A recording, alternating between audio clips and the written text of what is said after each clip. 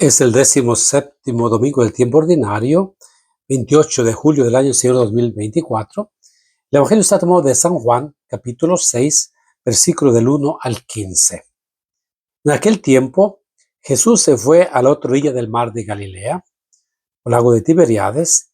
Lo seguía mucha gente porque habían visto los signos que hacía curando a los enfermos. Jesús subió al monte y se sentó con sus discípulos. Estaba cerca la Pascua, festividad de los judíos. Viendo Jesús que mucha gente lo seguía, le dijo a Felipe: ¿cómo compraremos pan para que coman estos?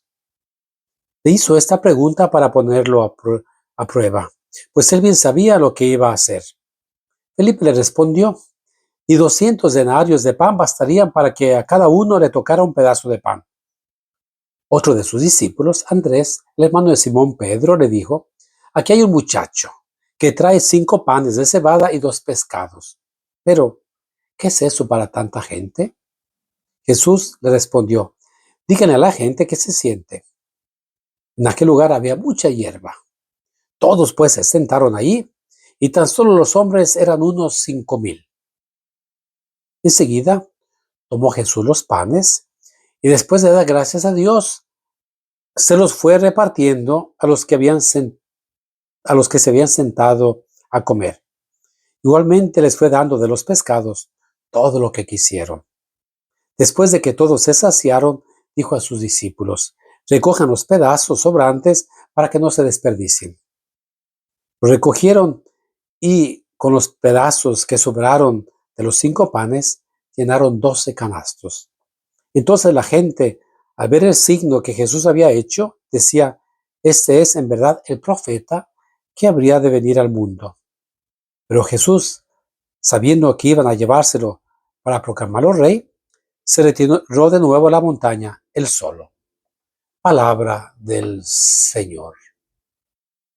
En este año 2024 estamos leyendo el Evangelio de Marcos. Hace 8 días es Jesús que recibe a los discípulos que regresan de la misión. Les dice: vengan a un lugar solitario a descansar. Y Jesús ve que la gente los sigue por todas partes y los ve como ovejas sin pastor y les enseña. Lo que sigue del Evangelio de San Marcos es la multiplicación de los panes. Pero no vamos a leer la versión de Marcos, sino la versión de San Juan. Y hoy y los próximos 4 domingos leeremos el capítulo 6 del Evangelio de San Juan. Por eso, si tienes tiempo, si tienes chance, si tienes ganas, léete 1 o 2 veces el capítulo 6 de San Juan. Es muy importante.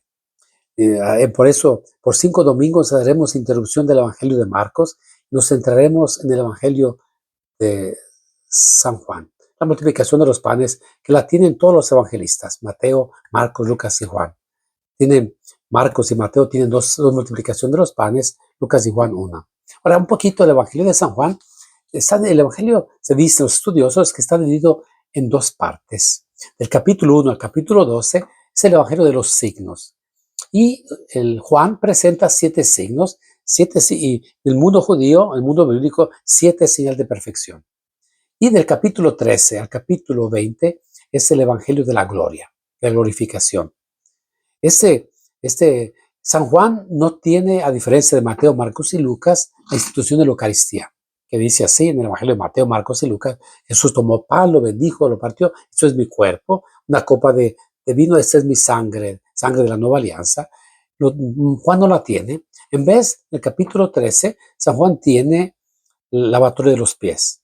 En vez, algo muy típico de San Juan, que tiene el capítulo 6, es un capítulo eucarístico, que inicia con la multiplicación de los panes, el pasaje que acabamos de escuchar, pero después todo el capítulo va a dirigirse a Jesús, que es el pan de la Eucaristía, que con mi carne tendrá la vida eterna.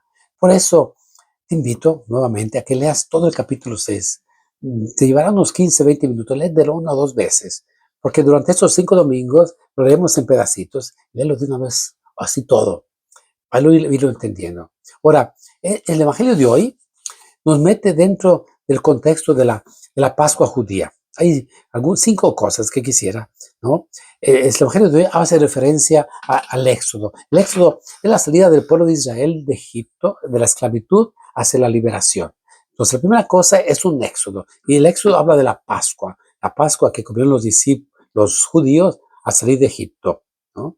Y así, en este éxodo, Moisés cruza el Mar Rojo, Jesús cruza el río, cruza el mar de Galilea. La gente sigue a Moisés, ¿no? Todos los que habían salido de Egipto, y la gente, la chusma, una muchedumbre, sigue a Jesús también, ¿no? Estamos en la fiesta, cerca de la fiesta de la Pascua, la fiesta más grande de los judíos, donde se ofrece el Cordero Pascual. Segunda, la montaña, ¿no? Todo el pueblo de Israel, al salir de Egipto, camina hacia el monte Sinaí, el monte de la revelación, el monte de la alianza. Aquí Jesús también va a la montaña. Como Moisés sube al monte Sinaí, Jesús también sube a la montaña a hacer esta alianza y se sienta como maestro. Tercero, el pasto. ¿Ya? ¿Por qué? Solamente San Juan habla del pasto. Y el pasto nos recuerda siempre el Antiguo Testamento que el Señor es el buen pastor que nos llevará donde hay pastos abundantes. Pensemos en el Salmo 23, ¿no? Señor, mi pastor, nada me falta, me lleva a verdes praderas. Y las verdes praderas habla de abundancia, habla de vida, ¿no? Y donde los animales pueden alimentarse, ¿no? Y el Señor nos lleva allí. Jesús lleva a las ovejas allí donde hay pastos. Cuarta cosa, sobre todo, es el símbolo, el pan. Cuando el pueblo de Israel salió de Egipto, de las primeras quejas es el pan. ¿Y qué hace Dios? Dios les mandó el maná. El maná, ¿no? Y lo vamos a escuchar más adelante. Sus padres comieron el maná en el desierto y murieron, ¿no? Que come mi carne y tendrá la vida eterna. Que todos los días en la mañana, los judíos, cuando están en el desierto, recogían el maná, ¿no? Suficiente para ese día. No podían acumular para todos los días, porque tenían que confiar en el Señor. Es el Señor que da el pan suficiente para el día. Aquí Jesús va a dar el pan, un pan diferente. Ahora, es Jesús quien toma la iniciativa. Le dice a Felipe, ¿no? ¿Qué vamos a hacer con toda esta muchedumbre? Y Felipe, de una manera negativa, ¿no? Al final de cuentas, ¿no? ¿No? Ni 200 denarios, no serán suficientes, es decir, una cantidad enorme. En vez, Andrés dice, hay un muchachito que tiene 5 panes de cebada. Los panes de cebada eran los panes más económicos, los más baratos. De hecho, la primera lectura de hoy también habla que Eliseo dio con 20 panes, dio de comer a 100 personas, al final de cuentas, ¿no? Ahora, Jesús va a dar, ¿no?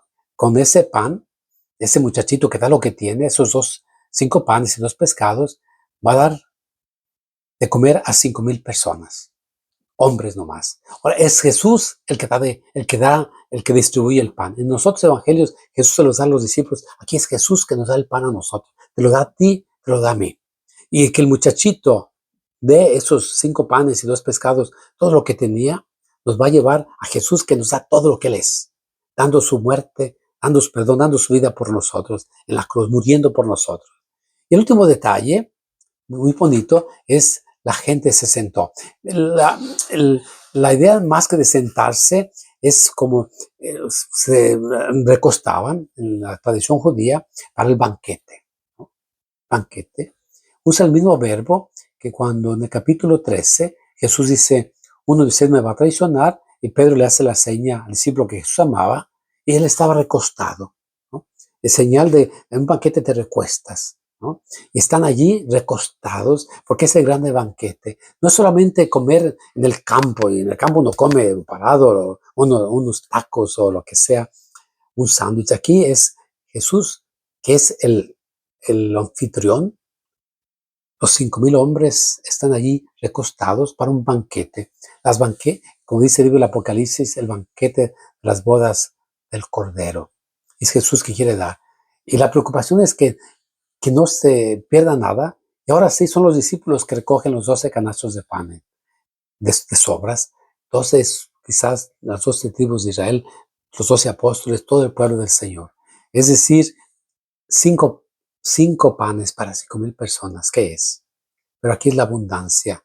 Dios nos da más de lo que podemos tener, ¿no? Por eso tan importante para nosotros la Eucaristía. Pero será en los próximos domingos. Ve a misa hoy. Ahora que puedas comulgar, nunca dejes de comulgar. Acuérdate, la comunión es el acto sublime de encuentro en persona con el Señor. Comparte este video con todos tus contactos y lee el capítulo 6 del Evangelio de San Juan.